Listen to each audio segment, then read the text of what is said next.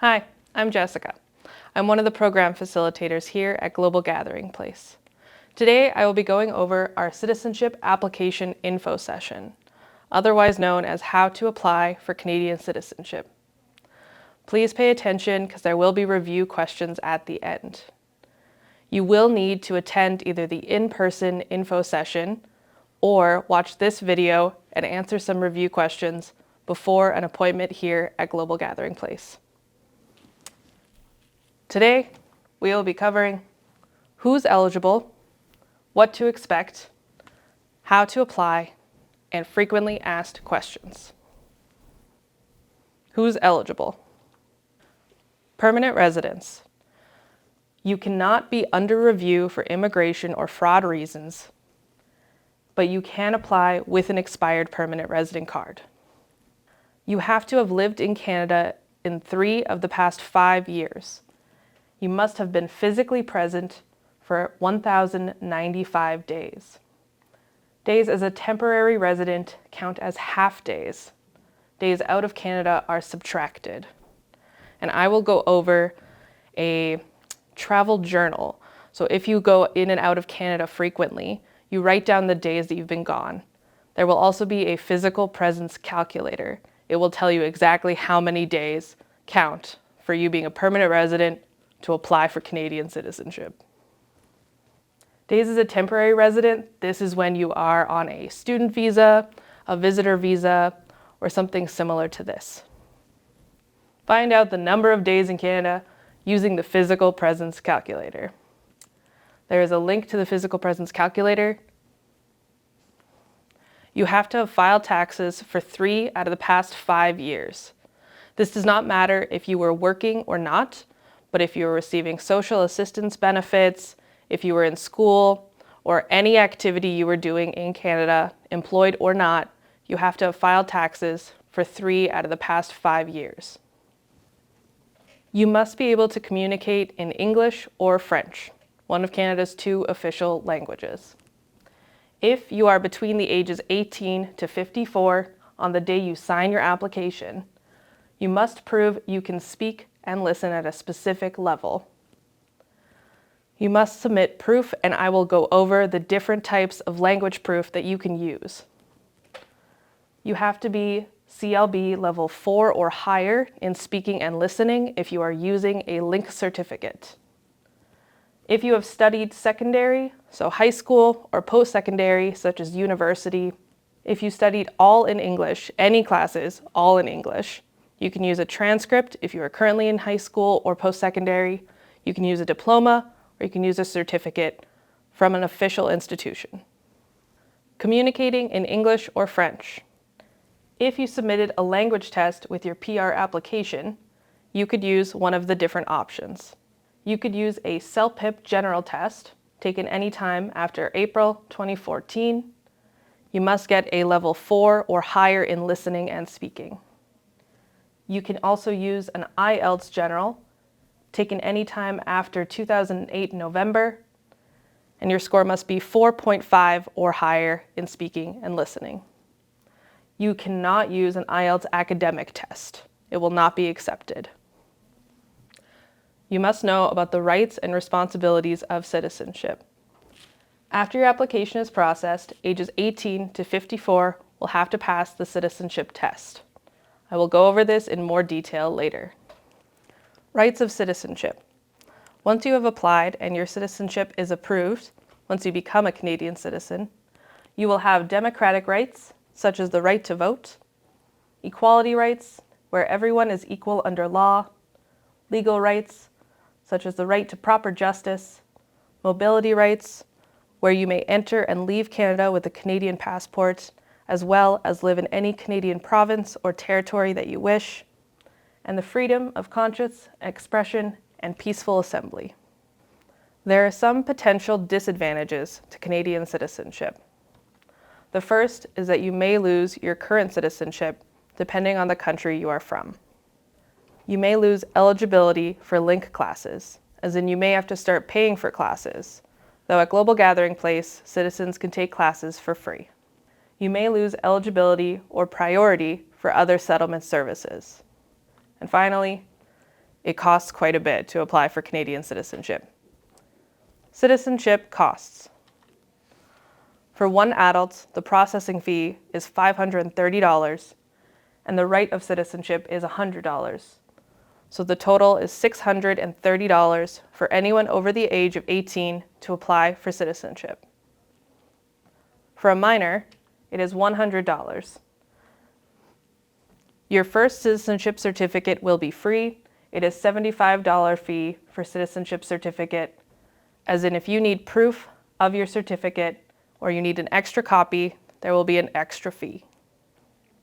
It takes time. Applying for citizenship is a 1 to 2 year process. It has been slowed down with COVID-19, so please expect to wait. It is normal to take a long time to process your citizenship application. How to apply. How to get your application package, and which one do you need? Applying online or paper-based. Online applications are available if you have a valid email address, you are between the ages of 18 to 54, and if you are applying on your own. You can only apply online if you are applying by yourself. If you are applying as a family, you must apply on paper. Applying online as a family is not a possibility. You must also not have a representative, such as a lawyer, and you must also not be a Crown servant. This is someone who works for the Government of Canada or a government agency. If you meet all of this criteria, you will be eligible to apply online. There are 3 different application forms. If you are an adult, if you are ages 18 to 54, you will use the adult form 5-1. Must use forms that are from January 2022 or later. For minors, people under 18, there are 2 possible forms to use. If you are applying with your family, as in with parents who are either already Canadian citizens or becoming a citizen at the same time as you will use the form 5-2. If you are a minor, somebody under the age of 18, and you are applying without your parents, you will use the form 5-1. This is when you have a parent applying on their behalf, or you must use a special waiver. If you are not sure which of these forms applies to you, please check the information at the link provided. You can always check the most up-to-date applications at the Government of Canada website. You must use the most recent forms or else your application will be sent back to you. So remember, for adults, those are forms January 2022 or later. Step by step, I'm going to review the things you need to check before you apply for Canadian citizenship. Step 1, make sure you are eligible. Step 2, gather your documents. Step 3, fill the application. Step 4, pay the fees. Step 5, verify your application. And step 6, mail your application. Or if you are applying online, submit the application online. Gathering your documents. You will need to print out the physical presence calculator and add it to your application package. It is important that the application date and the calculation date have the same day. If you see the example here, the application date says 2021, May 30th. This means on the last page of your application form, when you write the date, it must also be 2021, May 30th. It is important these 2 days match, or else your application will likely be sent back to you. You must photocopy all pages of your passport, biographical pages and not, of all valid and expired passports or travel documents you had in the past 5 years. These photocopies must also be in color. If you do not have all the documents, you must provide an explanation for question 14 of the application form. Biographical pages are any pages in your passport or travel document that have information, including the front page, that has your name, photo, the passport or travel document number, issue date, and expiration date. Remember that you need all pages of any passport or travel document in the last 5 years, expired or not, and that these photocopies must also be in color. Photocopies of ID also must be in color. The biographical page of your passport or travel document, as requested earlier, can be one of the pieces of your personal identification. Another piece of ID you can use is your permanent resident card, whether it is expired or not.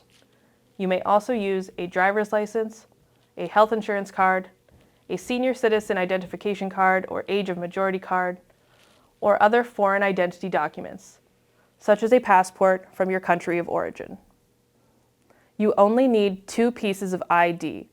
You do not need to supply all of these pieces of ID, only 2 out of these valid ID, and they must also be in color. For your proof of language ability in English or French, there are 4 main test scores that you can use. You may use a link certificate with a score of CLB4 in speaking, listening, or higher. You may use an IELTS general test, but not an IELTS academic test. You may also use a degree, diploma, or transcript from an English course that you took in high school or post-secondary. And you may also use a CELPIP test. For more information on these, please visit the link. In your application package, you will need to include 2 identical citizenship photos. You can get these done at Edding Photo Studio in Saskatoon, such as London Drugs, Shoppers Drug Mart, or Walmart. When you include them in your application package, you must sign your name and write it in print on the back of one of the photos. Before you submit your application package, you will need to pay your citizenship fees online. To pay your fees online, you will need a valid credit card. You can go to the link provided, choose the fees you wish to pay, whether it is adult, minor, or a combination, print the receipt, and include it in your package. I also suggest printing an extra copy for yourself. If you do not have a credit card and cannot get a credit card, you may also use a vanilla prepaid Visa card. You can purchase this and use this prepaid Visa card to pay your fees online. In your application package, you will also need to include the document checklist. The document checklist, you can see the example here, is a comprehensive list of all the documents you will need to submit in your application package. It will include the application form, your 2 identical photos, your proof of language ability, and everything else that you may need. To go over, this is the comprehensive document checklist of everything you will need to include in your application package. You will need your physical presence calculator. This will tell you how many days you have been in Canada. You will also need photocopies in color of any passports or travel documents you have held in the past 5 years. You will need 2 pieces of ID. These are photocopies in color. You will need your proof of language ability in either English or French. You need 2 identical citizenship photos, your application fee receipt from paying online, and your comprehensive document checklist. All of these must be included in your application package before mailing. To get your application form, you can go to the link provided and download a PDF of either the adult or minor application form as well as the document checklist. To look for any updated forms or answer your questions, please go to the Government of Canada website, the IRCC, and search for Canadian Citizenship Application Packages. For question number 8 on the application form, it will ask you if you are using a representative or if somebody is helping you to fill the form. Staff of Global Gathering Place are not representatives. Only check yes if you are using a representative, such as a lawyer or any other legally trained representative. For question number 10 in the application form, you must list the addresses of all the places you have lived in the past 5 years with no gaps. You must list all the places you have lived in Canada or outside of Canada in the past 5 years. This includes if you are only living somewhere temporarily for a month or even shorter. You must include it in your application. You need to provide a police check from any country other than Canada if you were there in the past 4 years and for 6 months in a row or longer, since the age of 18. You do not need to provide a police certificate if you were in your country of origin immediately prior to coming to Canada and if this time falls within the previous 4 years, right before applying for Canadian citizenship. For question number 11 on the application form, you must provide information about employment.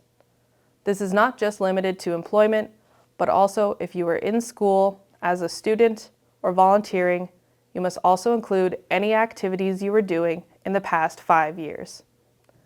If you were unemployed, or if you were at home taking care of children, you will need to write unemployed or homemaker and use your current home address or your home address at the time in lieu of a workplace address. In the application form, for questions 10 and 11, and throughout the form, you must be careful with the dates.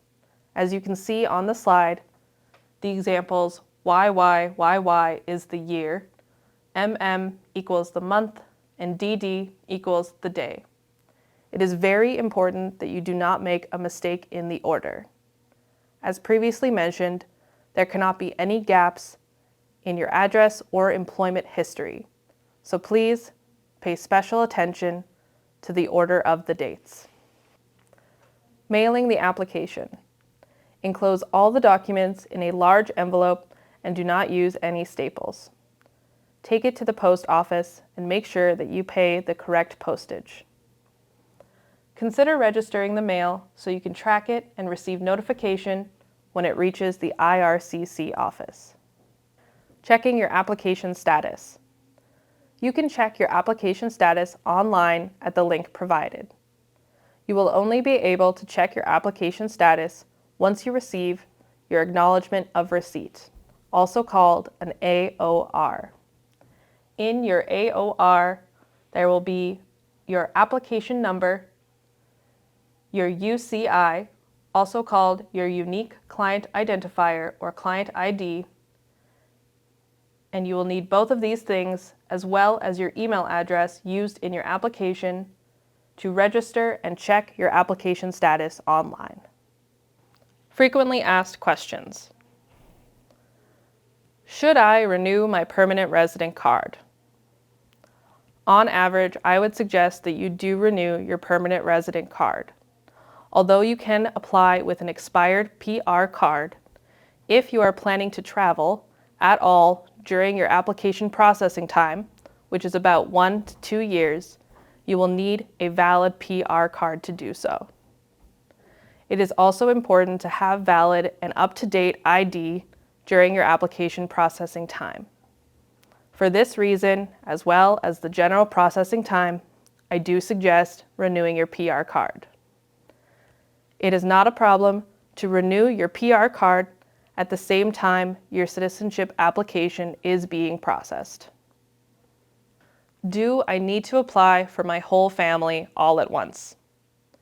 The answer is no. You can apply as a family, but you can also apply as an individual.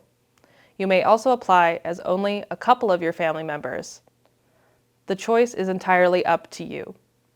There are a few different reasons why not the entire family would apply at once. Sometimes, minors, so children under the age of 18, choose to apply without their parents so they can have a more affordable processing fee. There is also times when certain family members do not have the required language ability proof to submit with their application. It all depends on what will be right for your family. But the short answer is no. You can apply as an individual, only a few members of your family, or the whole family at once. The choice is up to you. I applied. How long until I write my test? The Government of Canada website says it takes at minimum 3 to 4 months until you will receive your invitation to take your citizenship test. Based on the history of our GGP clients, we say it takes about an average of 6 months to 8 months. There is no promise or guarantee for when you will get your invitation to take your citizenship test. It is very normal to wait a long time to receive your citizenship test invitation. Do not be worried if you do not receive your test invitation for 6 months or more. Upcoming classes at GGP. To study for the exam, we have a citizenship preparation course. This course is 6 weeks long, and it is once a week with 2-hour classes. This is best suited for people who have already applied for citizenship. To see the next course offering, please check the link provided at our GGP website. I'm going to show you how you can get your physical presence calculator to include in your application package. When you go to Google, you can search up physical presence calculator. It will be the first option available from the eservices.cic.gc website. Once you click on the link, either from Google or the link provided in this presentation, it will pull up the Citizenship and Immigration Canada website. When you scroll to the bottom of the page, there will be an option to say Start Calculation. After you click the Start Calculation button, it will pull up a page, and the first question will ask you to enter the day that you will be submitting your application. If you do not have a day yet that you will be submitting your application, if you are only using it to check, as an example, you can use today's date. For me, that will be April 13th, 2022. When you click on the box, you can either choose from the calendar or you can type in the day. The second question, question B, will say enter the day you became a permanent resident of Canada. I will use an example to say from 5 years ago on this day, I became a permanent resident. This is just an example. For your situation, please enter the actual date that you became a permanent resident. If you are not sure which day this is, you can check the back of your permanent resident card or check on your confirmation of permanent resident paper. After you have entered both dates, both the application date and the day you became a permanent resident, you must click Calculate, the blue button at the bottom. Then there will be a series of questions for you to answer before it tells you how many days you have been in Canada. The first question will ask if you have ever spent time serving an offense in Canada. This means if you have ever been convicted of a crime or spent any time in jail. I will select No. After every question you answer, either yes or no, make sure to click Continue, the blue button. The next question will say, did you leave Canada between the dates that you entered? For me, in my example, this will be between 2017, April 13th, and 2022, April 13th. If you answer yes, if you left Canada for any reason, including vacation, work, business, a family visit, school, illness, or anything else, you will have to provide the details. I will use my example and say, yes, I did leave in the last 5 years. When you scroll below, it will say List of absences from Canada. There will be questions such as, which country did you visit, the date you left Canada, and the day you returned. I will enter an example. For my example, I entered that I visited the United Kingdom for 1 month, from June 1st, 2018 to July 1st, 2018. Under my reason, in the box below, I wrote, for a tourist and family visit. You can write up to 400 characters, but you mainly just need to write what you were doing when you visited this country. Once you've added your absence, it will show on the page as the example here. If you need to add any extra visits outside of the country, you can scroll down, add another visit, and click the Add Absence button. It does not matter how many times you have left the country. Any time that you have left for any visit of any kind, you need to add it in. Once you've added all the trips, you can click Calculate. Once you have answered all the questions, added all of your absences outside of the country, and click Calculate, it will show you the total number of days that you have been in Canada. As you can see from my example, it includes the days that are eligible within the period of the dates I had. So this was my permanent resident date, 2017, April 13th, and my application date, 2022, April 13th. My days that were within the eligibility period, so these 5 years, were 1,826. They deducted 29 days from the days I was absent during my trip outside of Canada. This equaled my total physical presence at 1,797 days. Days as a temporary resident count as half days towards your physical presence calculator. You can only use these days to a maximum of 1 year. You can see at the top, it says 1,095 days in the 5 years immediately before the date of your application. From this example, I would be eligible to apply for Canadian citizenship. After you have this page and the calculations are correct, you must print it and add it to your application package. You can scroll to the bottom of the page and click the option Print this page. I also suggest, once you have printed your physical presence calculator, to write your name on the piece of paper at the bottom. Especially if you are applying as a family, this lets the immigration officers know that this physical presence calculator is linked to the application of the person with the same name written on it. If you and your family applying together have all been in Canada for the same amount of days, as in you all became permanent residents on the same day, have traveled on the same days outside of Canada, or have never traveled outside of Canada at all within those days, you can all use the same physical presence calculator. If you are all using the same page as your physical presence calculator, you must write all the names of the people that are using these dates to match their own application form. If anybody in your family has a different amount of days on their physical presence calculator than you, they must fill out a different physical presence calculator. For example, this calculation is for me, and if my brother was applying with me, his calculation would be different, since he went on a trip that was longer than mine. This means that his absences would be for more days than mine would be. Therefore, our days would not match up. You will need a separate page for anybody who has a different physical presence calculation than you. If you need to modify any of your answers, you can click the Modify button in blue and change the specific dates of your absences or answer any of the questions differently to recalculate. If your application date changes, or if you and your family members have different application dates, you can start a new application. The most important thing is to make sure that your physical calculator matches the application date on your form. If you click on the link provided in this presentation, it will take you to the Government of Canada website where you can get your application package for Canadian citizenship.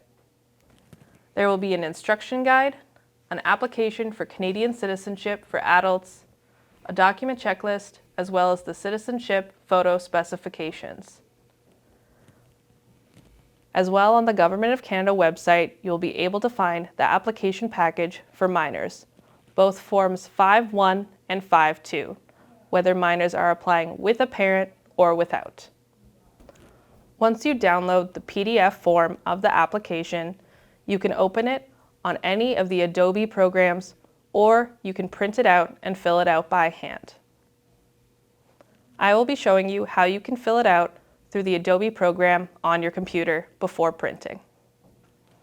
When you open the application on Adobe, you will see the first page. In the top right corner, there will be a section that says "For official use only." You do not need to fill in your UCI number or a certificate number here, as in you might not have this information already, so please leave it blank. For question number 1, it will ask, which language would you like to receive service? If you are fluent in English, choose English. If you would prefer your communication in French, choose French.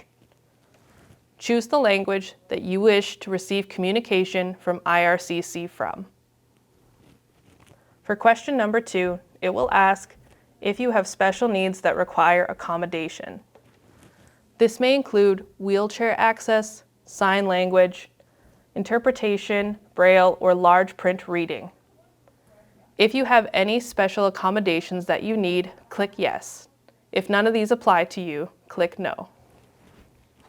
For my example, I will be clicking no.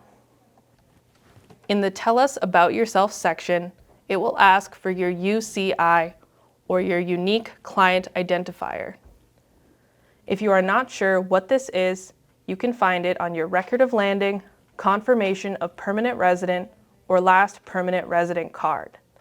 It will be the either 8-digit or 10-digit number. The other questions in the Tell Us About Yourself section will ask for your full name, if you have ever changed your name, your birth date, eye color, height, and other personal information. In the section about contact information, it is important that your contact information is correct. All correspondence, if you are mailing your application, will go to the address that you provide. If you indicate an email address on your application, then the correspondence will be to your email address. It is important that you either check your email frequently, if this is how you choose to correspond, or that you update your address if you change during your application period. In the contact information section, it will ask you if your home address is the same as your mailing address. You can choose yes or no. If you have a different address you wish to receive mail at, please indicate it on the form. It will also ask you the best phone number to reach you at. You have an option for an alternate phone number. You only need to provide one phone number. If you put an alternate phone number, be prepared that they may call at that number as well. For question number 8 on the form, it will ask, is somebody helping you fill out this form? If you answer yes, it will ask, are you paying somebody to help you fill out this form? If you answer yes, it will want the full name of the representative you are using. If you click no on any of the questions in the form, the options will turn a gray. This means you will no longer be able to fill them out. So make sure if you click yes that you are filling in the extra fields required. And if you are clicking no, you know that there is no extra information required. In the section of the application form of assessing your eligibility, it will ask you what type of physical presence calculator you are using. You can either check that you will provide a signed copy of the online physical presence calculator or the How to Calculate Physical Presence form. I have previously shown how to go to the online physical presence calculator. You can use this form, print it out, and sign your name on it as mentioned before. If you choose to use the How to Calculate Physical Presence form, you can find that on the Government of Canada IRCC website. In the same section of the form, it will ask you in question 9B if during your 5-year eligibility period, if you lived outside of Canada as a Crown servant, or if your spouse or common law partner or parent was also a Crown servant. A Crown servant is anybody who works for the Government of Canada or a government agency. If you are not sure if you, your parent, or partner was ever a Crown servant in the last 5 years, you can check through the link on the form. If you click yes to this option, you must fill out the Resident Outside of Canada form with your complete application. Question number 10 on the application form. Questions 10 and 11 are very important. You need to list all the addresses inside and outside of Canada during your 5-year eligibility period. You start with the most recent. This means you write in your current home address and go backwards from there. If there are any missing days or periods of time, your application will be returned to you. I will use an example. When listing all of your addresses in the last 5 years, you can either choose to type the days or choose from the calendar. Remember that it goes year, month, day, and that you must start with your most recent address, meaning your current home address, and go backwards from there. This can be confusing. For me, I will use an example. My current address, as seen in the example, I moved into on June 1st, 2021. Then I must list where I was living directly before then, and so on. If you are living in an apartment or a suite, you can put the apartment number first and then list the street number. If you live in a house, you only need to put the street number and then the street name following. Using the example I have written on this form, I must have no gaps in between the days that I have moved. This means I could use the same day, June 1st, 2021, or use the day right before. Once you have put in that your from date and to date have matched, seen in the example before, you will enter the day that you moved in to that previous address. If you lived somewhere for longer than in the last 5 years, this is okay. For my example, the place I was living right before my current address, I had lived there for approximately 20 years. It is all right if your address is longer than the 5-year eligibility period. You just must list all addresses at least in the last 5 years. It is all right if it goes over this time. As you can see from the examples, my days match and it accounts for everywhere I've been living in the past 5 years. If you have lived more places, you will need to add more columns. There will be 4 options on the application. If you have lived more than 5 addresses, you can click the plus button and add an extra column to put an extra address that you have lived. Once you have finished putting in all of the places you have lived in the past 5 years, inside and outside of Canada, you will move on in the form. It will ask you if in the past 4 years you were in a country or territory other than Canada for 6 months or more. If you select yes, you will have to provide a police certificate. This does not include if you were in your country of origin immediately before coming to Canada. If you were in your country of origin right before coming to Canada, you can put that you will not provide a police certificate and in the explanation write that it is your home country.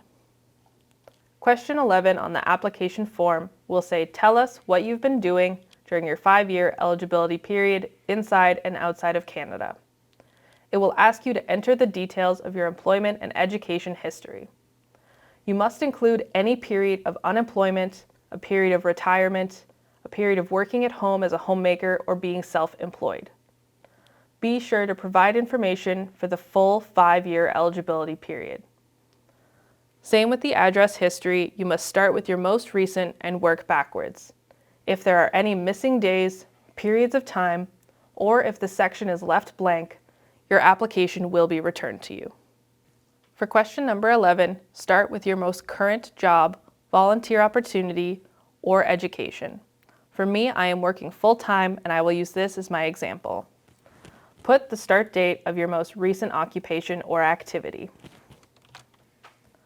Under the occupation or activity box, write the title of your job, or if you are a student, you can write student. Under the name of employer or educational institution attended, write the name of your employer. Start with your current activity or occupation and work your way backwards from there. If you have had jobs or activities that overlap with one another, that is all right. You can write both of them or all of them in the same order. As in, if you have 2 jobs at the same time, write the one that is the most recent start date and then go backwards from there. It is still very important that you do not have any gaps or missing information. You must make sure that your from and to dates match. If they do not, they must at least overlap. Once you have filled in all sections of question 11, make sure to check that the dates add up. You want your from and to dates to be the same, or at least be 1 day apart. In my example, I write my current job, working at GGP, and what I was doing directly before then. As you can see, the dates match up. September 2021. Previously before that, I write the example that I was unemployed. If you were unemployed, make sure to write unemployed under the occupation/activity box. In the name of your employer, you can write N/A, meaning not applicable. For the address, while you are unemployed, you can put the home address of where you were living during the time period you were unemployed. This will be the same if you were a homemaker. Before then, I write that I was a student. Make sure to write the name of the educational institution attended. It will also ask for the address, city, and country for all of these. If you are not sure for the educational institution what their address is, you can go to Google and you can put in the administration building. If you are part of a specific college, you can also use the address of the college building that you attended at that educational institution. For question number 12 on the form, it will ask if you have a social insurance number. You will need to include your social insurance number, and you will need to check off which years in the last 5 years you have filed taxes. You must have filed taxes at least 3 out of the last 5 years. There will be the option of if you were required to file, as well as if you actually filed taxes.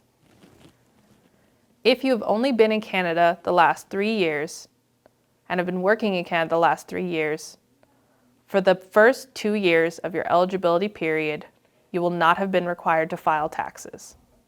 If you are unsure if you were required to file taxes, think about if you were in Canada, if you were working, receiving social assistance benefits, or had any tuition statements.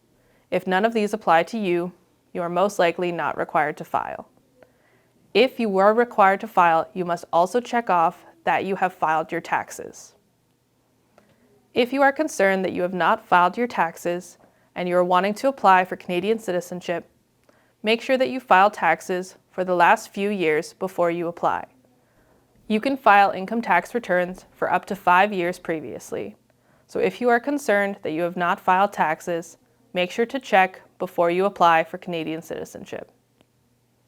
For question number 13 of the form, it will ask if you currently or if you have ever held citizenship status in another country. If you click yes, it will ask which country or territory, what your status was, and the date obtained and the end date if applicable. This means if you were a citizen or permanent resident or any other status in your home country or a different country before immigrating to Canada, you will need to fill out this section. For example, if I was studying and had a study permit in another country, I would click that I was a student. It would ask, what is the date obtained?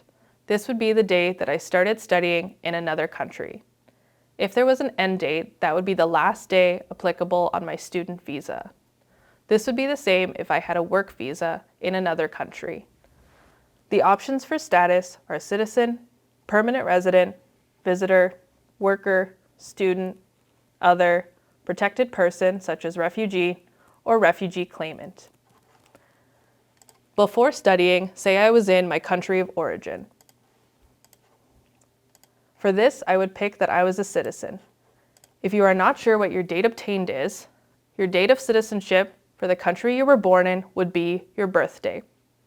For citizenship in another country, such as your home country, there might not be an end date.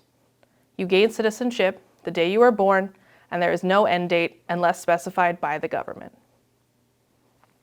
For question number 14, it will ask if you have ever held any travel documents, such as passports, in the last 5 years. You must list the document number, which will be listed on the first page of your passport or travel document, as well as the country of issue, the place of issue, the date issued, and the expiry date if applicable. All of this information will be on the biographical page also known as the first page usually, of your passport or travel document. You must add this information for any original documents that you've had in the 5-year period. If you have had more than 2, you can click this plus button and add more spaces for any extra information that you need to include. For the place of issue, it will be written on your biographical page. This will be the city that you obtained your passport or travel document in. If you have not had a travel document or passport that was valid in the last 5 years, or if there's a gap between your passports, you must explain why in the box below. For example, if you held a passport and did not renew it, and then a year later you renewed a passport or got a new travel document, you will need to write an explanation. If the explanation is simply that you did not have any travel plans, you can write this in the box. The same goes for if you've never held a passport or travel document, you can explain that you have never needed one and never had any travel plans outside of your country. If you are a refugee and the only travel documents you have had are the single journey travel document, you can include this in your explanation.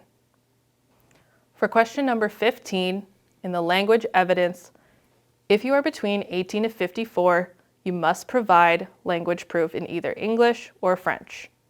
After you click yes, there will be a drop-down menu to select the proof of language evidence you will be submitting.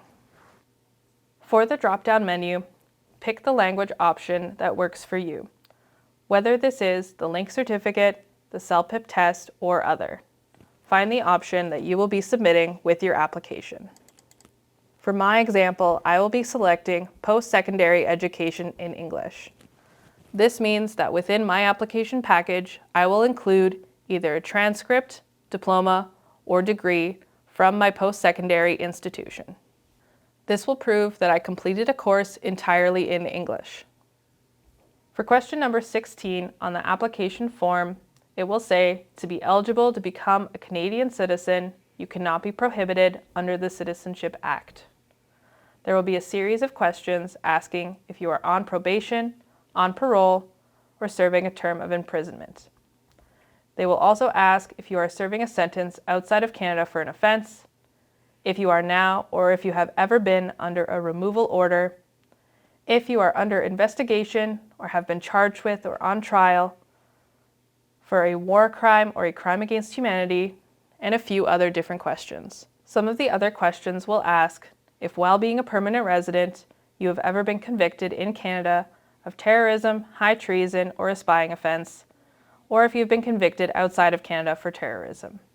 It will also ask if you have served as a member of an armed force of a country or territory, or an organized armed group, and that country or territory or group has been engaged in armed conflict with Canada. Please go through these questions in detail and make sure that you are answering truthfully and honestly. There will be an option at the bottom to check off the box that you confirm you have read and understand the prohibitions under the Citizenship Act. You must check off this box before proceeding. For question number 17A, it will ask if you wish to be sent a congratulatory letter. This means that if you check yes, you will be sent a letter in the mail once your citizenship is approved that says congratulations. In the second section, it will ask if you want to be on the National Register of Electors. This means that the next time there is a federal election, they will put your name on the voters list, so it'll be easier for you to register to vote and be involved in the next election. Whether you answer yes or no is completely your choice, and you will still be allowed to vote even if you answer no. On the last page, question number 18, will be the signature of applicant. You will sign your name, write the city, and write the date that you are applying. It is important to remember that your application date must match that of your physical presence calculator. Once you have your fully completed application form and all your other documents gathered, you can send it to the address here by regular mail. On the last page of the application form, it will say Next Steps. It will say select the Validate button in your application form to ensure it is complete before you print and sign your application. At the bottom of the page, there will be the option to validate. Once you click this, it will pop up that your application either is validated or not. If there are any errors or missing information while you are filling out your application on Adobe, it will tell you to fix them before it validates. Once your application form is complete and you've clicked Validate, it will also include a couple of pages of barcodes. These are important to print off with your application and include in your package before mailing. These barcodes are what the IRCC immigration officers use to upload your package.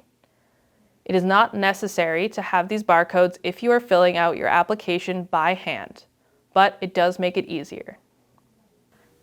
If you change addresses after you have submitted your citizenship application, you must notify IRCC of your change of address. You can fill out the IRCC web form, or you can call the 1-800 number to let them know you have changed your address. Thank you for watching the video on how to apply for Canadian citizenship. Make sure to follow all of these steps before sending in your fully completed application package. It is important to go through each step thoroughly and complete everything all together so that your application does not get sent back. If you have any questions, please refer to the links provided in this presentation.